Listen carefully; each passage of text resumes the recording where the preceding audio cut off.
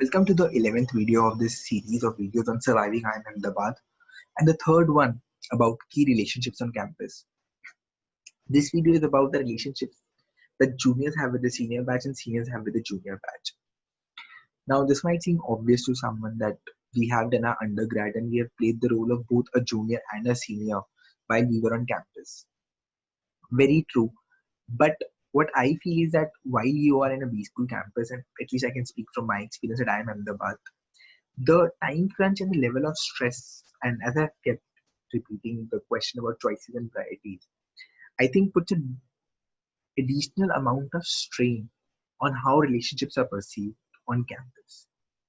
So perhaps it's a in my opinion it's a good idea to see how we can maximize on these relationships and how do we avoid some common pitfalls that plague many of us, including me while I was on campus. As always, if you've not had a chance to go through these first four slides, just pause and go through them so we have a better understanding of where I'm coming from when I'm talking about these things. Or you can look at the first video where I've talked about these things much in detail. The first bit is about the relationship that juniors will have with their seniors. So it's a relationship from juniors to seniors. Now I've basically broken it down into certain questions. The first question, who to reach out? And why this is pertinent is less time. You cannot reach out to 400, 450, or whatever is the batch strength number of seniors. You have to prioritize. What I believe is that I think, again, as I mentioned in the video about batchmates, there is no huge hurry to reach out to every single senior upfront. Yes, and I will discuss that later. Yes, reaching out to some people for help when you want significant time commitment from a senior, then there is merit in reaching out to them early. But otherwise, you will share the space with the seniors for a year. So you don't have to reach out to everyone in the first day. Reach out first to people you're more comfortable with, where you have a connect, so that the other person is also interested in talking to you. The seniors also have a lot of juniors to talk to. And if there's no two-way connect, the discussion and the relationship is not likely to move forward in a smooth fashion. So I think that it's best to invest the limited amount of time that one has to invest in seniors, that to talk to seniors who have a similar profile, or essentially seniors that you're surrounded with in a hostel or a dorm.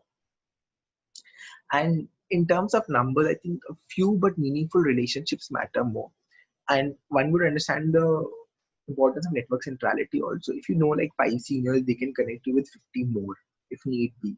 So you don't need to know all 50, 55, 60 seniors on your own. Know 5, 6 seniors well so that they feel comfortable enough to open up their network of friends to you. So that's the key idea, who to reach out. One more thing, sometimes some people in a senior batch might be more popular than the others. Just see if that's a relevant parameter at all for you. I mean, just because someone is popular in their batch doesn't mean that that relationship has any meaning for you. So don't waste time with someone who perhaps might not have the time to reciprocate that back for you at that point of time. If you still find the profile is interesting, sure, reach out to them. Second is when to reach out. As I've already mentioned some bits about it. Uh, with some of the people, where you feel that a lot of juniors will reach out, let's say from seniors from whom you need help regarding placement. And let me be very specific here. Let's say uh, you have CV, you want a CV verification from a senior, or you want to block time with senior for some kind of placement preparation. If you, let's say, go for a CV review close to the deadline, let's say it's first, let's say 1st April, 11 p.m. Is a fictional deadline. If you message the senior on like 26th March, the possibility is that because it's like 5, 6 days to go only, the senior would already have too many people having messaged them. And while they might give you time, they might not give you a lot of time, like 10 minutes, 15 minutes, because they have to do their own work also. Compare that to if, let's say, you had reached out to them on 6th March itself. Then you can probably have like 40, 45 minutes. You can just discuss not just your CV, but like a whole host of things under the sun. Because the senior does not have a pressure to talk to 10 other people. So if you have work from them, if you have to get something from them in terms of their time commitment, then I would suggest reach out early. For seniors that you just want to know without like seeking their active guidance about placements, I would say there's no hurry to reach out to them like upfront. Take your time, build stronger relationships, and then perhaps reach out to more people. Second would be that be patient with them. The B School campus, everyone has different priorities, and while someone might be active in 10 different things, they might not have enough time to respond to a junior. So be patient with your seniors when you reach out to them. Give them reminders. So that's the tenacious aspect of it. Give them reminders ki, hey, I messaged you 3 days ago, could not hear back from you. Do you think you would have time over the weekend? Don't just assume that just because you have messaged someone once that they are bound or they will probably get back to you. It's your work at the end of the day. So if you want help from someone, be tenacious and get that help.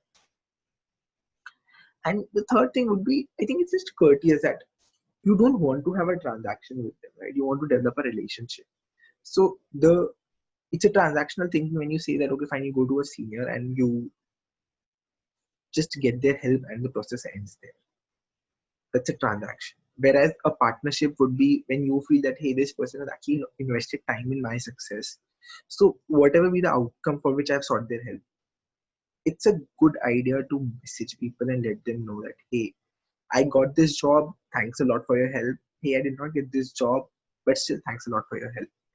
These are the small things I think that really matter and help develop a relationship and kind of deepen the relationship. It will take like a minute, but I think these small things really matter. So when to reach out, I hope that part gets a little sorted out. The next set of questions is how and where to reach out. And I find so many of, at least when I was in my second year, I found so many of my uh, uh, people in my junior batch worry about this question. Just don't. How? Drop them an email, drop them a WhatsApp. If you see them on campus, just go and say hi. You don't have to worry about mechanisms so much. They will tell you then when you reach out to them first, they will tell you how they want to be reached out next time. So don't worry. And again, the where does not matter, whether they are in a cafeteria or something of that sort. If yes, they seem to be in a discussion, don't. But perhaps if you just see them having coffee, just say hi. I mean, everyone I've met on campus at Ahmedabad is pretty open with this. They will just, and if they are busy, why do you assume that they are busy? They will let you know if that's the case. So just reach out to them, be tenacious, and it's sorted. Do not bother yourself too much with this. I mean, you will be at a loss if you start overthinking about these things. But still, there are certain things you should not do. And I've already mentioned, make it just a transaction. And the second thing would be not respecting anyone's time, which is being late or being not doing your end of the work. Let's say someone has given you time to 4 o'clock. If you land up at 4:10, you can be assured that the person would not be very interested in talking to you the next time. So don't do that. That's just hygiene on a business school environment because professionalism is expected in almost everything that you're doing. The last thing is why to reach out. I've already talked a bit about this. Uh, so I've already talked that CV and job preparation are one of the major reasons why people reach out to seniors. Then the thing is about process knowledge, just trying to understand how to survive in that place. How do you tackle a particular course? And sometimes live camp, along with casual conversations. Just sitting with them, chatting with them, understand how they looked at things on campus, how you should be looking things on campus. Whatever live yarn and process knowledge you get from them, trust it. But still, it might be a good idea to verify, at least in the initial days, till you don't know for sure whether that person is the kind of person who tells only the bare facts or is the kind of person who has a proclivity to tell the facts and then a little more. So that's it. I mean, I hope with these simple pointers, you can manage your time better and prioritize when it comes to reaching out to seniors and not make some of the most basic errors that people end up making, which prevents the relationship from deepening. This would be for a senior when they're talking to a junior. And I think these are some very basic things, but still worthy of remembering at different points of time. And I'm saying this because I knew all of this, and still, when I was in my second year, I forgot much of this when I was actually interacting with my junior batch. So, I think the most basic thing is that when you enter second year, somehow, I don't know what the process is, but we get a little myopic and forget about the challenges of first year life. Like, if I look at things in Ahmedabad, the first year is far more challenging in terms of the constraints it puts on you, the compared to anyone's second year. And yet when I was in my second year, I was forgetful and myopic about how much time the students in the junior batch would really have. So it's a good idea to think about that a little bit before you start setting expectations from them.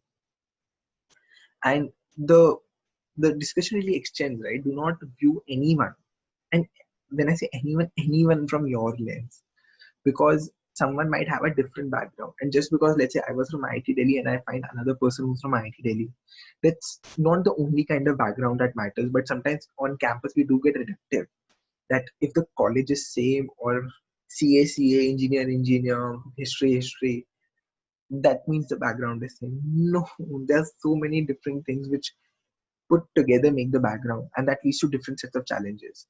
So try to understand their story and understand their challenges before you say anything. Second is that some of your some of the people in the junior batch, the PGP1 batch, will need more help than the others. So just because something worked, a piece of advice that you gave someone worked for person A, it does not mean to work for person B. So if you don't have that kind of time commitment to give to them, just say that, hey, I can connect you with someone else who can help you better, and do that. But do not try to treat everyone with the same brush. And perhaps the third thing, and this is so critical, is being mindful of the choice of words. Because sometimes an incoming batch student will come with certain questions, and those questions are so loaded. I'll give an example. Like, because I was a coordinator of the consultant club, so many the people of the class of 2021 came to me and just asked me, showed me their CV, and they were like, आपको क्या लगता है shortlist आएगी क्या? And I don't know whether I did a good job of it or not, but I knew the words that I will use can give that person hope or can completely shatter that person. A, I was no one to answer that question, but given the question that was posed to me, I had to say something. So, my advice to you as a senior who's interacting with a junior would be, please be mindful that you might be flippant with the words that you are using, but someone who's seeking advice from you is literally hanging on to every word that you are saying. If you have to say no, find a way to do it in a kind fashion. Or if you have to break bad news to them, do it a little gently. And like, really, the associated thing would be, do not say anything. If you don't know something, do not say anything. Just say, like, in most of the instances when people ask me this question, will I get a shortlist or not, I would typically say that, hey, I don't know.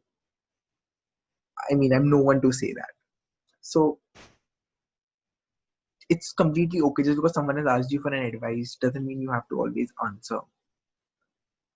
So this kind of gives me a segue to points that really listen to them before giving advice.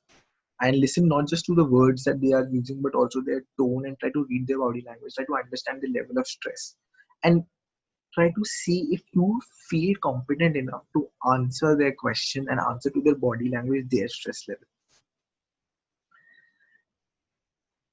And the advice cannot be an attempt to seek validation for your own choices.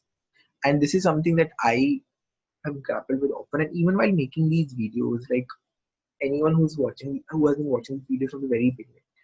And I mentioned that my bias had an over-index on academics and an over-index on people who are seeking careers in consulting and finance. Talking about academics, if someone says, should we study? My obvious answer is going to be yes. And in some ways, that advice, because if everyone studies, then I will also feel, as someone who has spent a majority of his time on campus studying, that hey, if so many people are doing this, then probably I did the right thing. And whatever little sacrifices I made some of the other fronts to study, those sacrifices clearly make sense. So I'm trying to validate my choice. So I should be mindful of that. I should not force someone who clearly is not in the frame of mind to study कि नहीं यार तू पढ़ पढ़ाई ही सब कुछ है. No, that's why I say that please listen and try to understand them before giving advice, because otherwise your attempt to seek validation for your choices will be disastrous. And I used to see that in IIT students who it's in the second, third, fourth year, or especially in the second and third year, who had not done well in academics would often just read academics अरे पढ़ाई से कुछ नहीं होता, and that leads to disastrous consequences for the choices that some of the first year students make. So just be mindful of that. And I think just be open to sharing your mistakes. This initiative that I have right now is an attempt to do that. And I would advise others to also try and do that. Share your mistakes with people that, hey, these are the things I got wrong. Maybe you cannot repeat the same mistakes. And if someone is seeking out your help, try to respond to them in a timely fashion. Like just setting the expectation that, hey, I'll respond in a 48-hour time window is also good. I'm just saying this that this makes sense because towards the end of my second year, some of my friends in the junior batch came in and told me that this is a major problem with me. So I don't respond timely. So just do that. And just be proactive in overall your mindfulness. I think all the facts that I've mentioned here are kind of a testament to that. So just help anyone you can. They are all like future leaders, and let them remember you positively. And I think if you just follow some of these ideas, that will happen naturally. So as always, do not forget to check out some of the other videos. Keep revisiting these ideas. Share them with someone that you think might benefit, and leave a comment if you can, or if you want to. So just take care, best of luck, and stay curious.